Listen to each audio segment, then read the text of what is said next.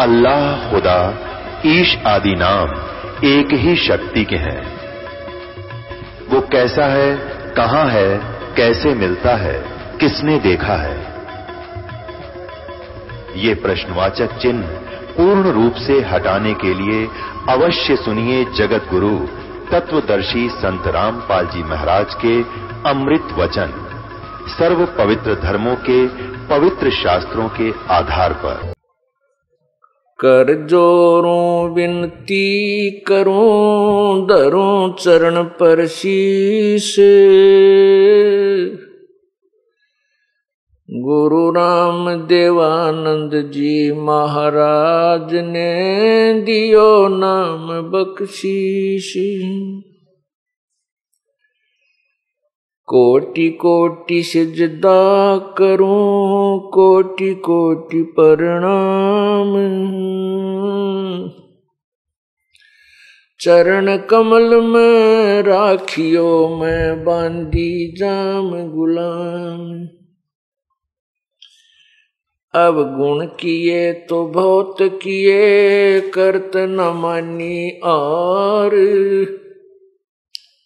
बावे बंदा बख्श दियो, बावे गर्दन उतार। अब गुण मेरे बाप जी, बख्शो गरीब नवाज। जो मैं पूत कपूत हूँ, बोर पिता को लाज। मैं अपराधी जन्म का, मैं अपराधी जन्म का, नक्सक बरे विकार। तुम दाता दुखी भंजना, मेरी करो संवार।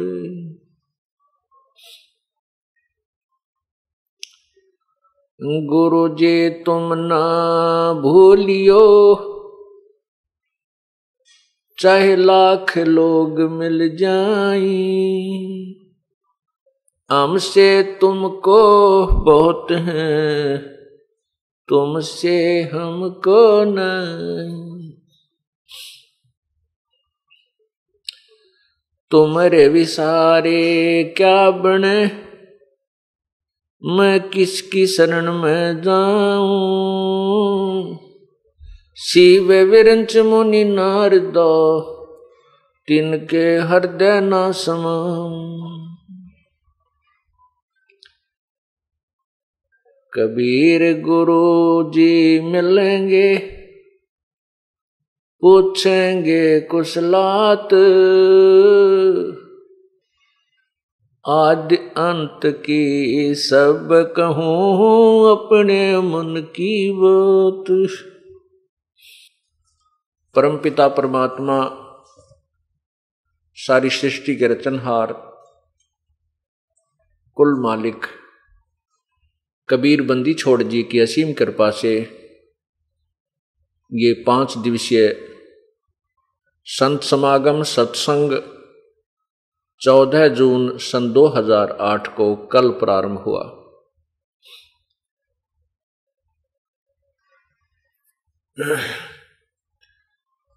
ये ज्येष्ठ मास चल रहा है। ज्येष्ठ सुदी पूर्णमासी को पूर्ण परमात्मा अपने निज धाम रत धाम सतलोक से चल कर आए थे और यहां एक शिशु रूप धारण करके लीला की थी। उस उपलक्ष्य में ये समागम हो रहा है। कारण कुछ भी हो, उद्देश्य परमात्मा की महिमा को उसकी पुण्य आत्माओं तक पहुंचाना ही सत्संग का मूल उद्देश्य होता है।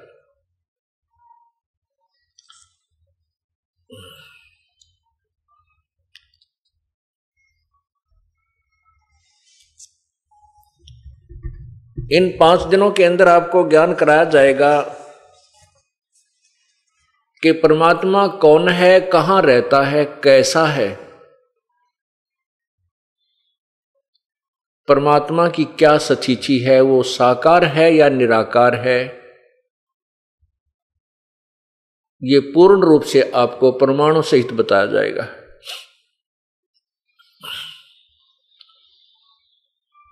जो पुण्यात्मा इन 5 दिन के सत्संग को सुन लेगा उसको पूर्ण ज्ञान हो जाएगा और सर्व संशय समाप्त हो जाएंगे। परमात्मा के विषय में कोई साकार कहता है, कोई निराकार कहता है। जो साकार कहते हैं वो भी अंत में परमात्मा को निराकार बताकर ही छोड़ देते हैं। जैसे पवित्र हिंदू समाज श्री ब्रह्मा जी, श्री विष्णु जी और श्री शंकर जी, शिव जी को भगवान मानते हैं, परमात्मा मानते हैं, उनको साकार मानते हैं, उनकी मूर्ति हमने बनाई हुई है। फिर भी अंत में कोई पूछता है कि परमात्मा वास्तव में है कैसा, तो कहते हैं परमात्मा तो निराकार है, वो तो कण कण में व्यापक है, उसका कोई स्वरूप नहीं है। तो इससे सिद्ध होता है कि ये थ्योरी कंप्लीट नहीं है, इनकम्प्लीट है, संशय रहित नहीं है, संशय युक्त है। एक तरफ तो हम भगवान को साकार रूप पूज रहे हैं, उनकी मूर्तियां चतुर्भुज रूप में हमारे समक्ष हैं, और फिर अंत में कहते हैं भगवान तो निराकार है। ये निर्णय आपको इन 5 दिन के सत्संग से हो जाएगा, प्रमाणों सहित हो जाएगा, आप बिल्कुल निसंशय हो जाएंगे। जब तक हमारा संशय दूर नहीं होगा हम भक्ति नहीं कर सकते, हम उस मार्ग पर दृढ़ नहीं रह सकते। आपको कोई भी विचलित कर देता है कि ऐसा नहीं है, वैसा नहीं है, फिर आप इस समस्या से परेशान नहीं होंगे। कोई कुछ भी कहे, आपके हृदय में ये तत्व ज्ञान समा जाएगा। इस प्रकार जब तक हम निसंशय नहीं हो जाएंगे तब तक हम भक्ति मार्ग को दृढ़ता से स्वीकार नहीं कर सकते। परमेश्वर कबीर जी कहते हैं, मामुंडू उस संत की जिससे संशय न जाए। कहते हैं वो संत धिक्कार है उस संत को जो संशय निवारण ना कर सके। तत्व ज्ञान एक ऐसा ज्ञान है जिससे सब संशय समाप्त हो जाते हैं। परमेश्वर कहते हैं, कबीर और ज्ञान सब ज्ञानड़ी, कबीर ज्ञान सो ज्ञान, जैसे गोला तोब का करता चले मैदान। ये तत्व ज्ञान जो 5 दिन में आपको बताया जाएगा, ये तोब का गोला है और ये आपके सर्व संशयों को समाप्त कर देगा। इस तत्व ज्ञान से जब आप अन्य संतों के ज्ञान की तुलना करोगे, ऋषि महर्षियों के ज्ञान की तुलना करोगे, वो सब साफ हो जाएंगे और आप स्वयं पहचान सकोगे कि वास्तव में परमात्मा कैसा है और आज तक हमें कैसा ज्ञान प्राप्त हुआ है। आज हम जिस सत्संग को प्रारंभ करने जा रहे हैं वो है परमात्मा, पूर्ण परमात्मा का इस पृथ्वी पर आगमन।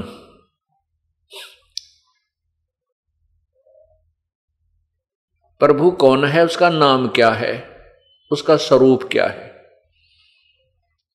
परमात्मा साकार है, उसका स्वरूप मनुष्य सदृश्य है। परमात्मा की जो शक्ति है, परमात्मा की जो पावर है, वो निराकार है। परमात्मा जहां भी रहता है उसकी निराकार शक्ति उन्हीं के शरीर से बाहर आ रही होती है और उन्हीं के आदेश से वह सर्व कंट्रोल करती है, सारे समाज सर्व संसार को व्यवस्थित रखती है। ये तत्व ज्ञान का सिद्धांत जो मैं आपको बता रहा हूं। जैसे सूर्य साकार है, उससे निकल रहा प्रकाश उसी से है। सूर्य प्रकाशमान है, स्वप्रकाशित है, सूर्य साकार है। और उसके अंदर से निकल रहा जो ताप है, गर्मी है, उष्णता, वो निराकार है, वो गुप्त काम कर रही है। इसी प्रकार परमात्मा साकार है, परमात्मा का शरीर तेजोमय है, प्रकाशमान है प्रभु। वैसे तो सभी देवों का शरीर भी प्रकाशमान है, स्वप्रकाशित है, सभी साकार है। निराकार शक्ति कैसे काम, जैसे उनके शरीरों में अंतर है, पावर में अंतर है। जैसे एक 25 वाट का बल्ब होता है, एक 60 वाट का बल्ब होता है, एक 100 वाट का बल्ब होता है, और एक 1000 वाट का, और फिर सूर्य उदय हो जाए। ये सभी प्रकाशमान हैं। ट्यूब बल्ब भी प्रकाशमान है, जो 25 वाट का है वो प्रकाशमान है, 60 वाट का वो भी स्वप्रकाशित है। इसी प्रकार सभी देवों के शरीर प्रकाशमान है। ब्रह्मा जी, श्री ब्रह्मा जी, श्री विष्णु जी, श्री शिव जी का भी शरीर प्रकाशमान है, साकार है, मनुष्य सदृश है। इन भगवानों में यह शक्ति होती है कि इनके 4 हाथ हैं, ये चतुर्भुज कहलाते हैं तीनों भगवान। और ये चाहें तो 2 हाथ भी रख सकते हैं, ये इनके पास एक पावर है। जब चाहें ये अपने शक्ति से 4 हाथ भी बना सकते हैं। इनसे ऊपर एक शक्ति है जो इनके पिताजी हैं ब्रह्मा विष्णु महेश के, वो ज्योति निरंजन ब्रह्म है, जिनको क्षर पुरुष भी कहते हैं। वो भी साकार हैं, उनकी 1000 भुजा है, उनका प्रकाश इनके शरीर से कई गुना ज्यादा है। और शक्ति दुर्गा जो ब्रह्मा विष्णु महेश जी की माता जी हैं, इनका भी प्रकाशमान शरीर है और ये भी साकार है।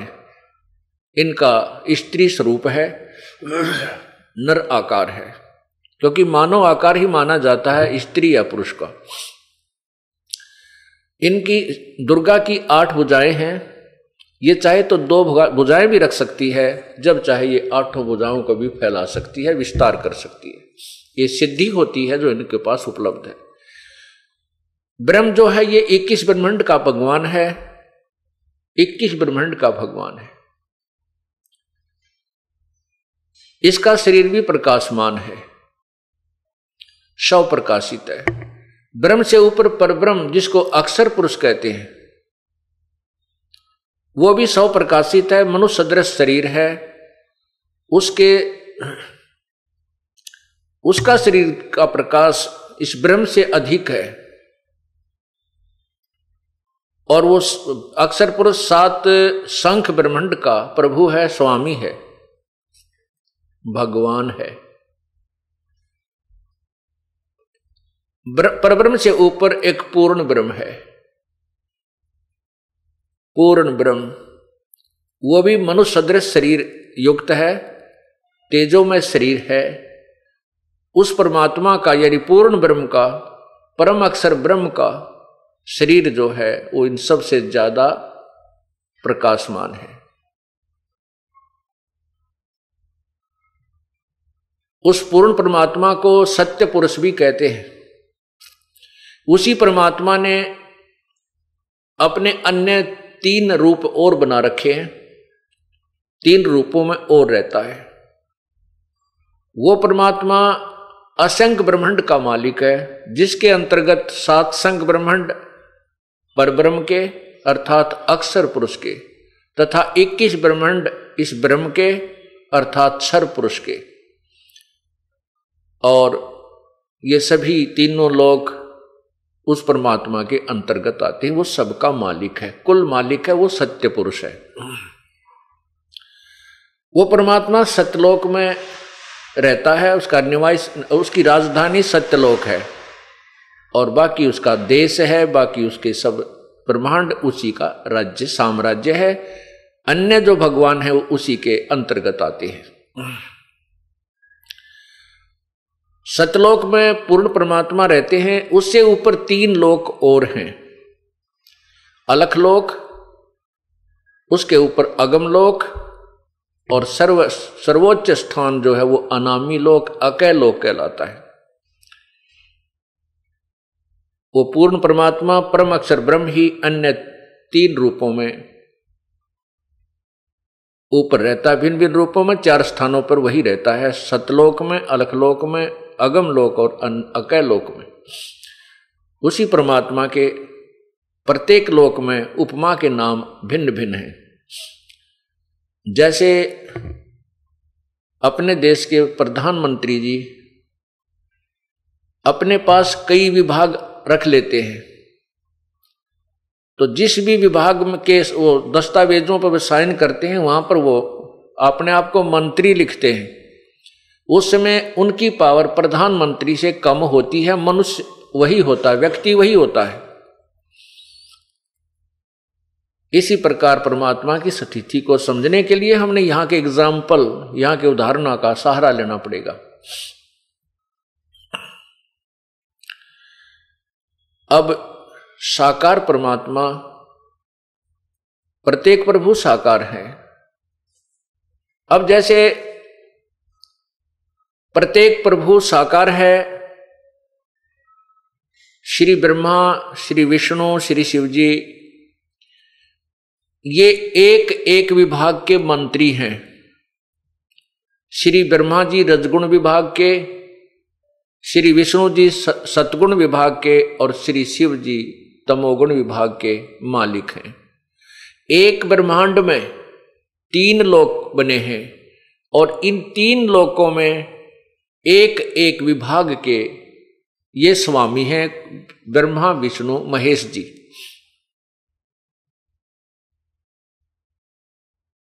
और ऐसे ऐसे असंख्य ब्रह्मांडों का मालिक है पूर्ण परमात्मा, परम अक्षर ब्रह्म। प्रत्येक प्रभु की पावर है, प्रत्येक परमात्मा साकार है और उनकी शक्ति निराकार है। उनकी शक्ति की एक सीमा है, उनकी रेंज की एक क्षमता है। उनसे निकल रही जो रेंज है उसकी अपनी अपनी सीमाएं हैं, उससे बाहर काम नहीं करती। जैसे मोबाइल टावर लगा हुआ होता है, उसकी सीमा फिक्स कर दी जाती है। वह उसके अंतर्गत जब मोबाइल फोन आ जाता है तो उस टावर के अंतर्गत वो कार्य करना शुरू कर देता है। उससे दूर उसकी पावर नहीं है, उसकी रेंज नहीं है, तो वहां उस टावर की अक्षमता काम नहीं करेगी, वो निष्क्रिय हो जाएगा। इसी प्रकार श्री ब्रह्मा जी, विष्णु जी, शिव जी, ये केवल 3 लोकों में, कौन से लोक? पृथ्वी लोक, ऊपर स्वर्ग लोक, जो कॉमन स्वर्ग है, ब्रह्मलोक नहीं, स्वर्ग लोक, और नीचे एक पाताल लोक है। इन 3 लोकों में एक एक विभाग के रजगुण ब्रह्मा जी, विष्णु सतगुण विष्णु जी, तमगुण शिव जी, ये एक एक विभाग के भगवान हैं, यानी मालिक है, स्वामी। इन तीनों भगवानों की शरीर से एक ऐसी रेंज निकल रही है, ऐसी शक्ति निकल रही है जो यहां उनके अंतर्गत रहने वाले इन प्राणियों को प्रभावित करती है। इस मनुष्य शरीर को, जीव शरीर को मोबाइल समझो।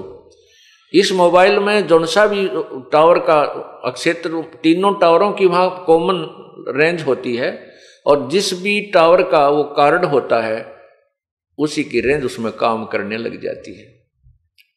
टावर साकार है लेकिन उससे निकल रही वह शक्ति निराकार है। परमात्मा जो है ये चलता फिरता टावर समझो, जो सभी प्राणियों को अपनी रेंज दे रहा है। अब रेंज की क्रिया को समझने के लिए एक एग्जाम्पल है, उदाहरण है। जैसे एक मकान में रसोई बनी होती है, अन्य रूम होते हैं, रूम्स होते हैं, कमरे होते हैं। रसोई में छौंक लगाया जाता है सब्जी को, और वहां से मिर्चों की जो रेंज है, मिर्च की जो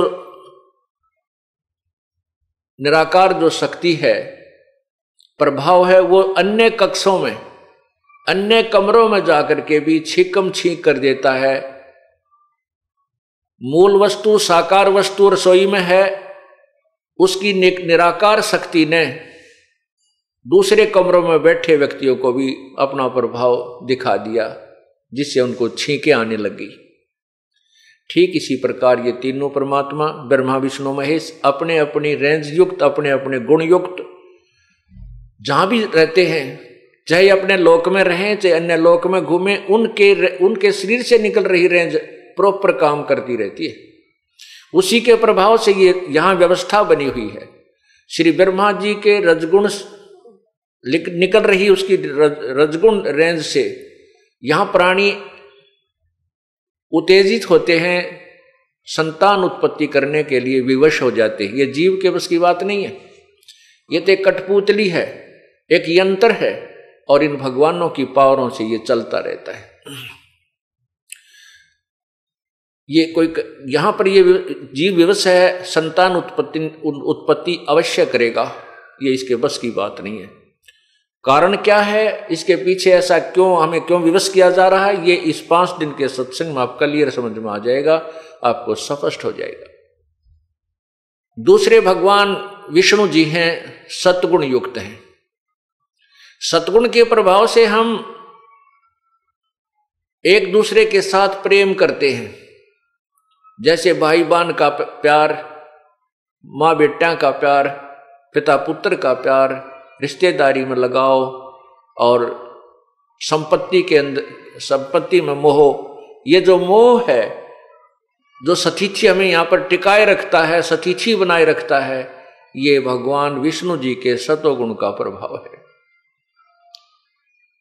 जैसे हम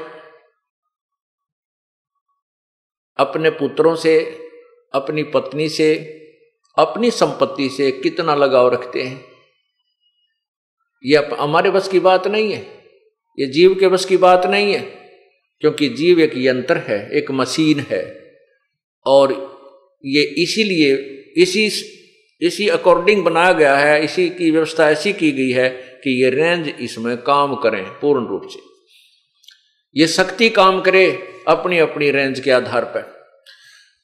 तो इस प्रकार भगवान विष्णु जी के सतोगुण से ये प्राणी इस संसार में इतना जबरदस्त मोहित रहता है, संपत्ति के लिए चिपका रहता है, अपने पुत्रों की, माता पिता का आपस में जो प्रेम है ये बना रहता है, जिससे यहां एक व्यवस्था बनी रहती है। ये यहां पर आवश्यक भी है, क्योंकि अगर ऐसा ना हो तो यहां बहुत बुरा हाल हो जाए, कोई भी ना रहे संसार में। अगर हमारा मोह ममता आपस में ना फंसा रहे, कोई नहीं रहे संसार में, क्योंकि ये सुनियोजित व्यवस्था है इस काल भगवान की। ये बना किस लिए रखा है, ये किया किस लिए है, ये हम आपको बताएंगे आने वाले सत्संग में। अब तीसरा भगवान है शिव जी। उनके अंदर तमोगुण है, वो पूर्ण रूप से तमोगुण है। उनके शरीर से निकल रहे तमोगुण के प्रभाव से ये प्राणी इतना कुपित हो जाता है, एक दूसरे को मार डालता है, काट देता है, ना जाने कितने जुल्म ढा देता है। ब्रह्मा विष्णु महेश जी के पूज्य पिताजी ज्योति निरंजन हैं, क्षर पुरुष हैं, काल है, जिसको काल कहा जाता है। इस काल भगवान ने ये सारे तीनों अपने 21 ब्रह्मांडों में व्यवस्था बना रखी है। सतीथि, उत्पत्ति, सतीथि और संहार। जन्म, फिर यहां सतीथि बनाए रखना, और फिर मृत्यु करना। इन तीनों पुत्रों के माध्यम से अपना सारा कार्य करवा रहा है। क्यों करवा रहा है, क्या उद्देश्य है इसका ऐसा? आज हमें मालूम है कि आज हमारे पास संपत्ति है, कार है, कोठी है, संतान है, पुत्र है, पुत्री है, रिश्तेदारी है, बहुत बढ़िया दिल लगा हुआ है, आनंद आ रहा है, और हम चाहते हैं हम सदा यहीं रहें, हम कभी मृत्यु को प्राप्त ना हो। लेकिन हम चाहते भी हैं कि ना मरें, और थोड़ा थोड़ा सा पता भी है कि मरे भी गए। मतलब पता तो है, लेकिन विश्वास ये नहीं होता कि हम अभी मर जाएंगे। हम इस आस पर जीवित रहते हैं कि अभी तो नहीं मरेंगे, अभी तो 100 वर्ष तो जीवन होता ही है। 100 वर्ष तक पहुंचने के उपरांत फिर ये प्राणी सोचता है, और भी उम्र बताते हैं मनुष्य तो 150 वर्ष भी जी जाता है। मर तो जाए चाहे कल, मर जाए चाहे अभी एक पल में, लेकिन आस बहुत दूर तक की हम लगाए रहते हैं। तो कहने का भाव यह है कि हम चाहे यहां कितने सुखी नजर आ रहे हैं, उस सुख को जिसको हम सुख मानते हैं, वैसे तो ये सुख संत नहीं मानते यहाँ के किसी भी वस्तु में, या किसी भी धन को या संतान संपत्ति को हम सुख मान रहे हैं। संत इनको सुख नहीं मानते, क्योंकि ये सुख अस्थायी है। जैसे अभी मृत्यु हो जाए, वो सब हमारा यहीं रह गया, ना पुत्र साथ गए ना बेटी साथ गई। इसको तो संतों ने बताया है कि झूठे सुख को सुख है, ये मान रहा मनमोद, ये सकल चबीना काल का, कुछ मुख में कुछ गोद। कबीर परमेश्वर जी ने अपने तत्व ज्ञान में ये समझाया है कि इस झूठे सुख को सुख है, ये मान रहा मनमोद, ये तो सकल चबीना काल का, ये काल आहार है, इसके कुछ मुख में कुछ गोद। कुछ तो इसके मुख में 1 लाख जा चुके हैं, और बाकियों को गोदी में खिला रहा है, हमें अभी तैयार कर रहा है मृत्यु के लिए, कब मारा जाए, कब इनको खाऊं। ये काल 1 लाख प्राणी नित खाता है, मानव शरीरधारी प्राणियों को खाता है।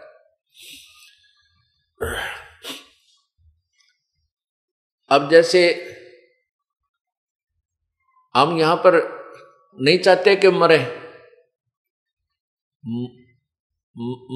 परमात्मा जब हमारी मृत्यु करता है वो अपनी शक्ति का पावर करता है। यानी शंकर भगवान को ड्यूटी दे रखी है, उसके अंदर एक गुण भर दिया है तमोगुण, वो हमारा संहार करता है, बाई फोर्स करता है, जबरदस्ती करता है।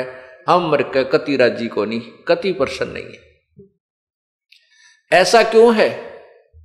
हमें यह मालूम है कि यहां ना कोई रहा ना रहेगा, और फिर भी हम मरना नहीं चाहते, क्योंकि ये हमें अच्छा नहीं लगता, और अच्छा है भी नहीं। जब हमारी मृत्यु होनी है और उसका कोई निश्चित समय भी को नहीं, आज मर जाए या कल मर जाए, एक पल के बाद, 1 सेकंड में एक्सीडेंट में मृत्यु हो जाती है। जो व्यक्ति घर से निकला, गाड़ी में सफर कर रहा है या अपनी गाड़ी ले रखी है और जा रहा है किसी उद्देश्य से, उसके मन में सैकड़ों कल्पनाएं होती हैं, इच्छाएं होती हैं, वहां जाऊंगा, वहां से ये करके आऊंगा, और पता नहीं वापस आएगा कि नहीं आएगा। और फिर भी हम इस भूल भुलैया में उलझे रहते हैं। ये हम नहीं, ये काल भगवान ने हमें इतना विवश कर रखा है कि हमारे कोई चारा नहीं है। हम देखते हैं कि वो एक्सीडेंट में एक ही परिवार के 2 सदस्य मर गए बेचारे। कुछ दिन हम दुख मानते हैं, अगर कोई निजी व्यक्ति हमारे आसपास का या घर का सदस्य चला जाता है, बाद में फिर हम विवश हैं, हम भी फिर उसी सफर पर चल रहे होते हैं। ये हमारी व्यवस्था है, बस की बात नहीं। तो हम नहीं मरना चाहते। क्यों नहीं चाहते? जब पता है कि हमारी मृत्यु निश्चित है और ये संसार छोड़ के जाना पड़ेगा, फिर भी यहां से मोह नहीं हटता। ये तो आपको बता दिया कि हमारे आपके बस की बात नहीं है। ये तो इन तीनों गुणों का प्रेशर इतना है, ये आपके और हमारे बस की बात नहीं। हाँ, इसको खत्म करने के लिए, इसको निष्क्रिय करने के लिए, इनसे सुप्रीम पावर, एक पूर्ण परमात्मा की भक्ति, एक ऐसा ट्रीटमेंट है, उसके करने से फिर इनकी रेंज निष्क्रिय, इनकी जो पावर है ये निष्क्रिय हो जाएगी, इनका प्रभाव समाप्त हो जाएगा। तब हम यहां से निकल सकते हैं। उसका एक ट्रीटमेंट है, अर्थात वो एक उपासना है, वो साधना है, वो हमने करनी पड़ेगी, वो श्रद्धा के साथ करनी पड़ेगी। तब हम इनके जो प्रभाव से बच सकेंगे। अब हम क्यों नहीं मरना चाहते? क्योंकि हमें अच्छा नहीं लगता। तो हम सतलोक में रहते थे, हम सत्यलोक में रहते थे, वहां मरते नहीं थे। सदा हम वहां पर अमर शरीर प्राप्त करके रहते थे। हमारे बच्चे थे, परिवार था, ठाठ से रह रहे थे, लेकिन हम अपनी नादानी, अपनी गलती के कारण इस काल के जाल में फंस गए। अब हमें वो स्वप्न याद आते हैं, वो हमारे अंदर, वो हमें याद है कि हम मरते नहीं थे, मरना नहीं चाहिए। लेकिन यहां का नियम है कि जो जन्म हुआ है उसकी मृत्यु अवश्य होगी। यहां ब्रह्मा विष्णु महेश जिनको हम भगवान मानकर पूजा करते थे, इनकी भी जन्म और मृत्यु होती है, ये भी अमर नहीं है। देवी भागवत 3 स्कंद अध्याय 4 और 5 में आपको दिखाएंगे, इसी सृष्टि रचना जब शुरू करेंगे आपको समझाने की, उसमें स्पष्ट लिखा है कि दुर्गा इन ब्रह्मा विष्णु महेश की माता है, ज्योति निरंजन ये ब्रह्म इनका पिता है, और ब्रह्मा विष्णु महेश तीनों स्वीकार करते हैं कि हमारा तो जन्म मृत्यु होता है, हम अविनाशी नहीं है। अब हम सतलोक में वापस जाने की तैयारी कर रहे हैं, जहां पर ना कोई कष्ट है, ना कोई रोग है, ना कोई गर्मी है, ना कोई फ्लड आती है, ना कोई महामारी आती है, न कोई वहां पर अकाल गिरता है। वहां सदा सुख रहता है, सदा सुख, उसको सुख सागर कहते हैं। शंखों लहर मेर की उपज कहर नहीं जा कोई, दास गरीब अचल अविनाशी सुख का सागर सोई। शंखों लहर मेहर की उपजे कहर नहीं जा कोई। आप देखते हो यहां पर कई बार हृदय में इतनी दया भर जाती है, इतनी दया भर जाती है कि शत्रु भी शत्रु नजर नहीं आता, महसूस नहीं होता, उसके प्रति भी एक प्यार उमड़ आता है। क्यों झगड़ा करते हैं, किस लिए करते हैं, लेकिन वो रहती है अक्षण मात्र ही, कुछ ही देर के बाद वो लहर समाप्त हो जाती है, वो हिलोर चली जाती है, फिर वही अकड़, वही नो की नो गुस्सा, वही अंदर से बकवादें प्रारंभ हो जाती हैं। तो भगवान बताते हैं कि उस सतलोक में ऐसी मेहर की लहर शंखों पल पल यही निकलती हैं, वह कहर की लहर नहीं है। शंखों लहर मेहर की उपज कहर नहीं जा कोई, दास गरीब अचल अविनाशी सुख का सागर सोई। वो सुख सागर है।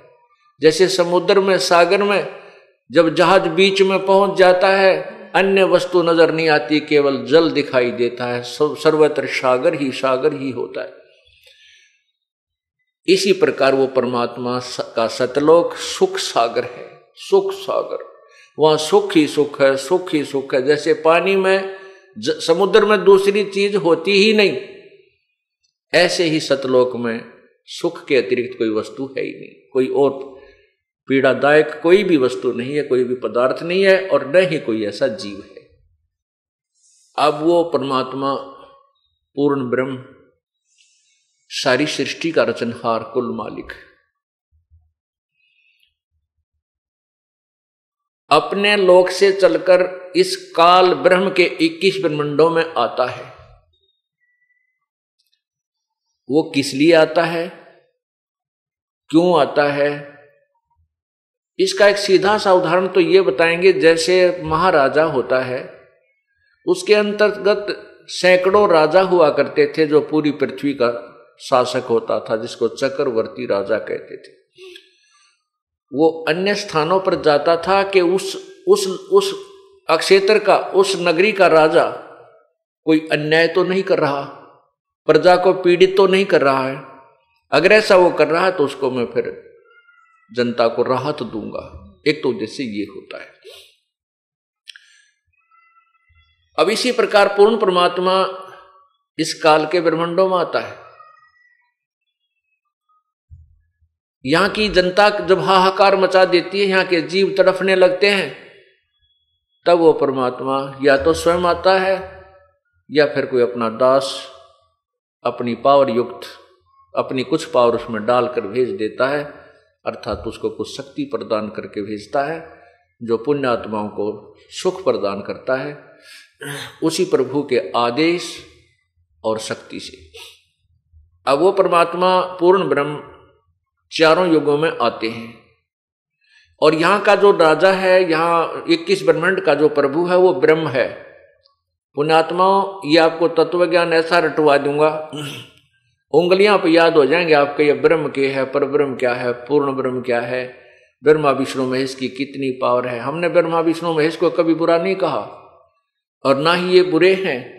हम तो ये कहते हैं कि तीनों देवा दिल में बसे ब्रह्मा विष्णु महेश और प्रथम इनकी वंदना पर सुन सतगुरु उपदेश। ये हमारे प्रभु हैं, हम इस काल के लोक में रह रहे हैं, लेकिन हम इनकी सतीथि बताते हैं, इनकी पावर से आपको परिचित कराते हैं। जैसे एक स्टेट का मंत्री, एक राज्य का मंत्री, एक प्रांत का मंत्री होता है, उसकी पावर होती है, उसमें भी शक्ति होती है, लेकिन वो प्रधानमंत्री के बराबर नहीं होता। हमने यही गलती कर रखी है कि एक स्टेट के मंत्री को हमने प्रधानमंत्री मान रखा है। ये अज्ञानता है, इसको तत्व ज्ञान से हमने समझना है। ब्रह्मा विष्णु महेश एक मंत्री हैं, एक एक विभाग के और एक ब्रह्मांड में, एक प्रांत में। इस काल भगवान के 21 प्रांत हैं, ये मुख्य यहाँ का मुख्यमंत्री है, समझ लो 21 प्रांतों का। वैसे तो प्रांतों क्योंकि उदाहरण देने के लिए कुछ हमने अलग से वास्तविकता से कुछ भिन्न बेशक हो, लेकिन समझने के लिए काफी होती है। ये निरंजन जो ये काल है, ब्रह्म है, ये एक ब्रह्मांड में स्वयं मुख्यमंत्री का रोल करता है और इसके तीनों पुत्र एक एक मंत्री का रोल करते हैं। अन्य जो नीचे देवता हैं, कोई कुबेर है वो खजान इसका वित्त मंत्री है, और वरुण है ये जल का सिंचाई मंत्री है, ये अन्य मंत्री। लेकिन इनमें भी जो विशेष मंत्री हैं वो 3 ही हैं। इन तीनों के अंतर्गत अन्य काम करते हैं। जैसे वरुण है ये जल विभाग का, सिंचाई विभाग का चीफ इंजीनियर जान लो, इस तरह की इनकी सतिथि बना रखी।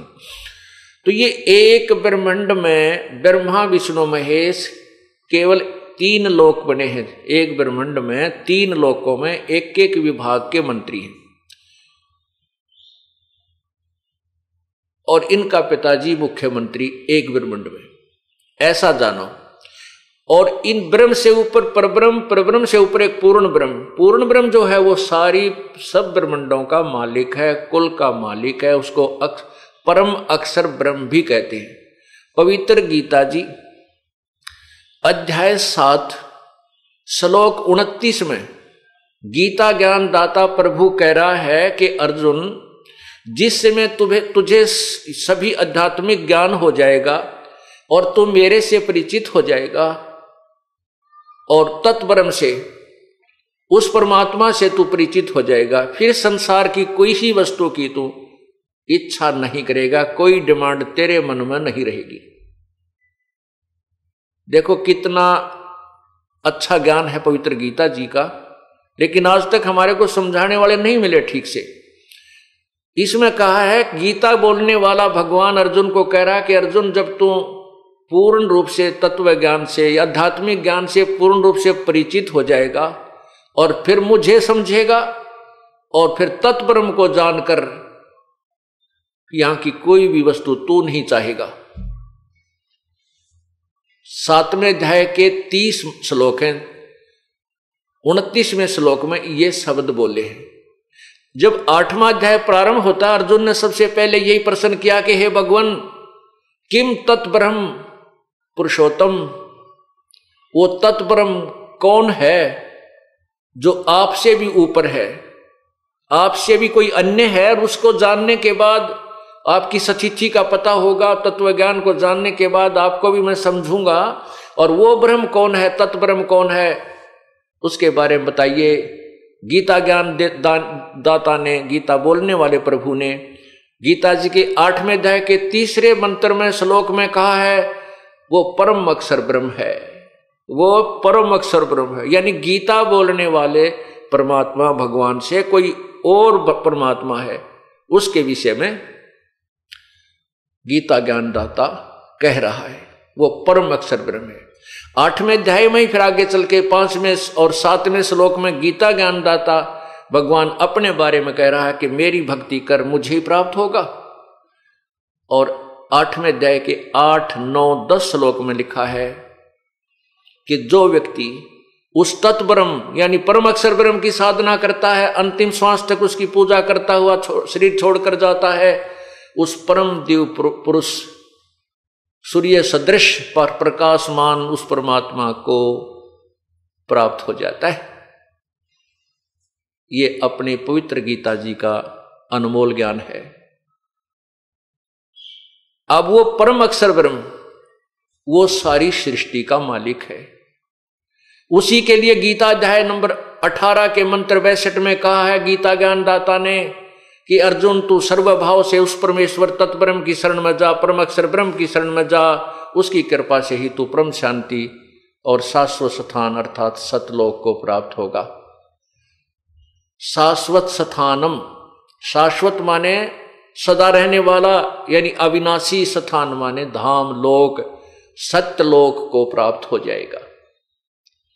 उस परम अक्षर ब्रह्म के ज्ञान को समझने के लिए, परम अक्षर ब्रह्म को प्राप्त करने वाली विधि को प्राप्त करने के लिए गीता जी अध्याय नंबर 4 के मंत्र 34 में कहा है कि उन तत्वदर्शी संतों की खोज कर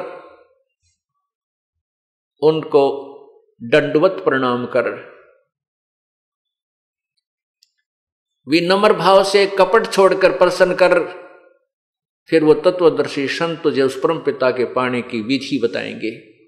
गीता ज्ञानदाता कह रहा है कि उस परम अक्षर ब्रह्म के विषय में मुझे ज्ञान नहीं है, वो उसकी प्राप्ति की विधि मुझे मालूम नहीं है, उसके लिए कोई तत्वदर्शी संत उसी प्रभु का भेजा हुआ आएगा, उस तत्वदर्शी संत को खोजना। वो तत्वदर्शी संत होगा कैसा, उसकी क्या पहचान है? पवित्र गीता अध्याय नंबर 15 के प्रथम मंत्र में ही स्पष्ट कर दिया है कि वो उसकी क्या पहचान होगी उस तत्वदर्शी संत की, कि वो उस संसार रूपी उल्टे लटके हुए वृक्ष के का पूर्ण विस्तृत विवरण देगा। स वेदवित वो तत्वदर्शी संत होगा।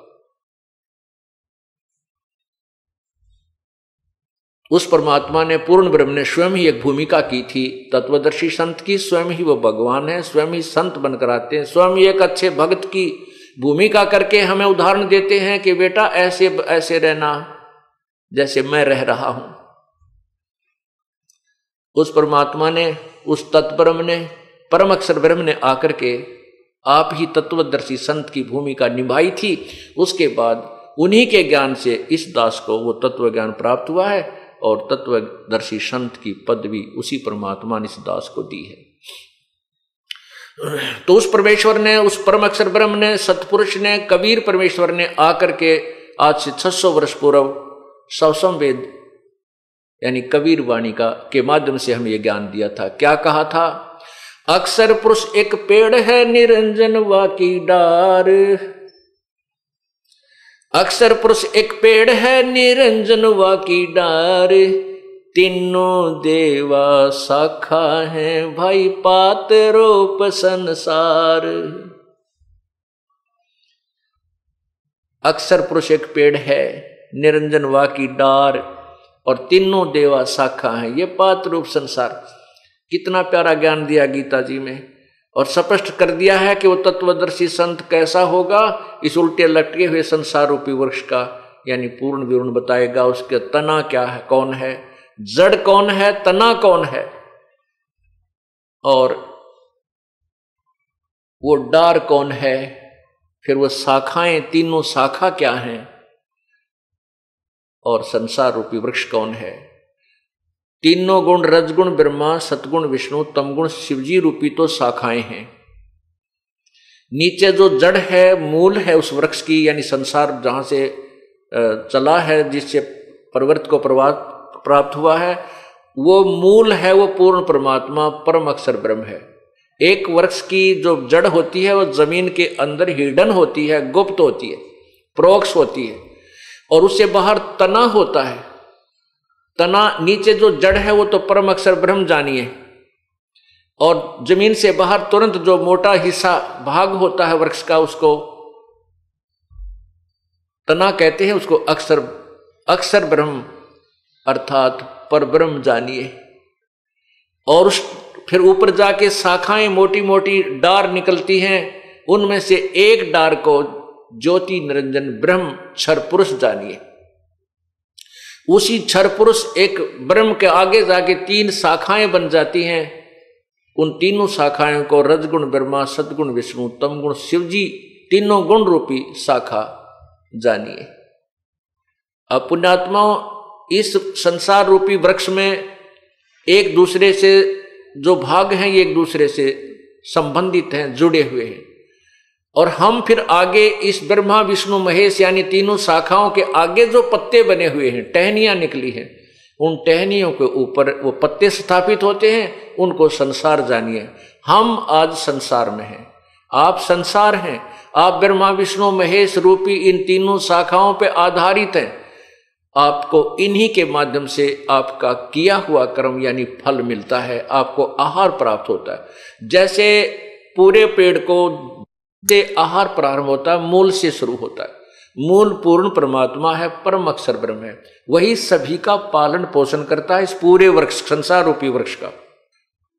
अब जड़ से खुराक चलती है, जड़ से आहार चलता है, तना में आया, तना से फिर उस मोटी डार में गया, यानी पूर्ण परमात्मा से सबका किया हुआ कर्म का फल स्टार्ट हुआ। वो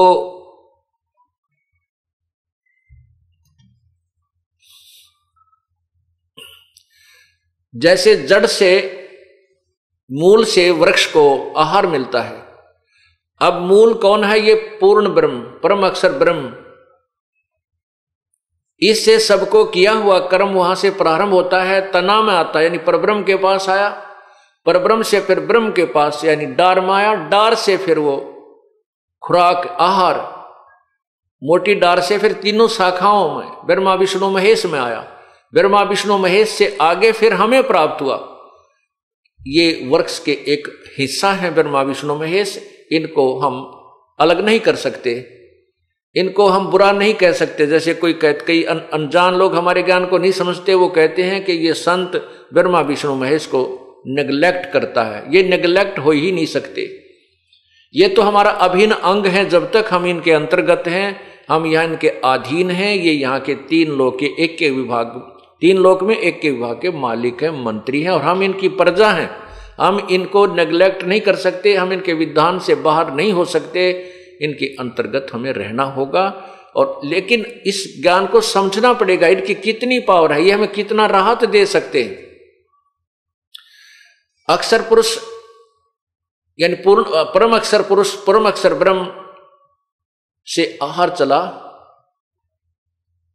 वो फिर तना यानी परब्रह्म में, फिर ब्रह्म में, डार में, डार से फिर तीनों शाखाओं में, शाखाओं से आगे हम पत्तों में, इस संसार रूपी पत्तों में ऐसे आहार यानी किया हुआ कर्म हमें इस प्रोसीजर से, इस प्रकार हमें कड़ी से मिलता है। तो इसमें कोई भी भगवान, किसी भी परमात्मा को हम अवॉइड नहीं कर सकते। प्रभु को स्वामी है ये हमारे, लेकिन हमने मूल ज्ञान को समझना है कि ये इन सबको भी पालन करने वाला कौन है, ये भी किस पर आधारित है। अब इसी का ज्ञान, इसी का प्रमाण इसी अध्याय नंबर 15 के, गीता जी के अध्याय नंबर 15 के 1 से लेकर 4 में तो ये निर्णय दे दिया कि वो संत जो पूर्ण संत, तत्वदर्शी संत होगा, ये ज्ञान बताएगा, संसार रूपी वृक्ष के प्रत्येक भाग का भिन्न भिन्न विवरण बताएगा। और फिर कहा कि जब तत्वदर्शी संत मिल जाए, 15वें अध्याय के 4थे श्लोक में बताया है कि जब तत्वदर्शी संत मिल जाए तो उस तत्व ज्ञान के आधार से इस संशय रूपी इस वृक्ष को काट के, संशय रूपी वृक्ष तत्व ज्ञान रूपी शस्त्र से अज्ञान रूपी इस वृक्ष को काटकर उसके पश्चात उस तत्व उस परम धाम को, उस परम पिता परमेश्वर की खोज करनी चाहिए, जहां पर जाने के बाद संसार में लौटकर प्राणी नहीं आते। गीता जी अध्याय नंबर 15 के श्लोक 4 में निर्णय दिया है कि जब 3 और 4 में ये निर्णय दिया है कि जब तत्वदर्शी संत मिल जाए, उस तत्व ज्ञान रूपी शस्त्र से अज्ञान रूपी उस वृक्ष को जो आपके अंदर घर कर चुका है उसको समाप्त करके, यानी उस पूर्ण रूप से संसार रूपी वृक्ष को समझकर, उसके पश्चात उस परमेश्वर के उस परम पद, परमेश्वर के उस परम पद की खोज करनी चाहिए, जहां जाने के बाद संसार में साधक संसार में लौट कर नहीं आते। और ये गीता ज्ञान दाता भगवान कहता मैं भी उसी की शरण में हूं।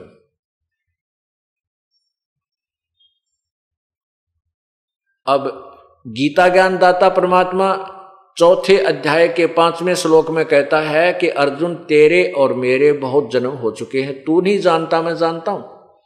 गीता जी अध्याय नंबर 2 के श्लोक 12 में कहा कि अर्जुन ऐसा नहीं है कि आप, हम और ये सैनिक पहले नहीं थे, या आगे फिर जन्म नहीं होगा, या हम वर्तमान में ही हैं। हम पहले भी थे, अब भी हैं, आगे भी आप और हम ये सभी जन्मते मरते रहेंगे। इसे सिद्ध हुआ कि गीता ज्ञान दाता प्रभु अविनाशी नहीं है,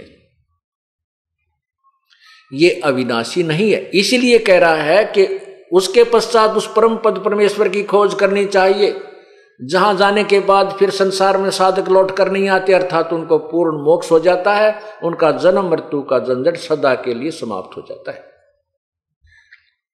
इसके पश्चात 15वें अध्याय के 16 और 17, गीता जी अध्याय नंबर 15 श्लोक 16 और 17 में इन 3 भगवानों की न्यारी न्यारी स्थिति निर्णायक दे रखी है। एक क्षर पुरुष ब्रह्म को कहते हैं, अक्षर पुरुष पर ब्रह्म को कहते हैं, और परम अक्षर ब्रह्म, परम अक्षर पुरुष इस पूर्ण ब्रह्म को कहते हैं। इन तीनों भगवानों की न्यारी न्यारी स्थिति है। गीता जी अध्याय नंबर 15 श्लोक 16 में कहा है कि इस संसार में 2 भगवान हैं, पुरुष माने प्रभु, 2 पुरुष 2 भगवान हैं, एक क्षर पुरुष एक अक्षर पुरुष। और इन दोनों प्रभुओं के लोकों में, और इन दोनों प्रभुओं के शरीर नाशवान हैं, आत्मा अविनाशी होती ही है, ये स्वयं भी नाशवान है, इनके अंतर्गत जितने प्राणी इनकी भी जन्म मृत्यु होती है, ये अमर नहीं है, ये अमर नहीं है। लेकिन अक्षर का अर्थ अविनाशी होता है। अब ध्यान से सुनना पुण्यात्माओं, क्योंकि एक तत्व ज्ञान है, इसमें समय समय पर हर एक निर्णय दिया जाता है, और आपको पूर्ण रूप से यह समझ में आना चाहिए, तभी आप इस मार्ग को ग्रहण कर सकोगे।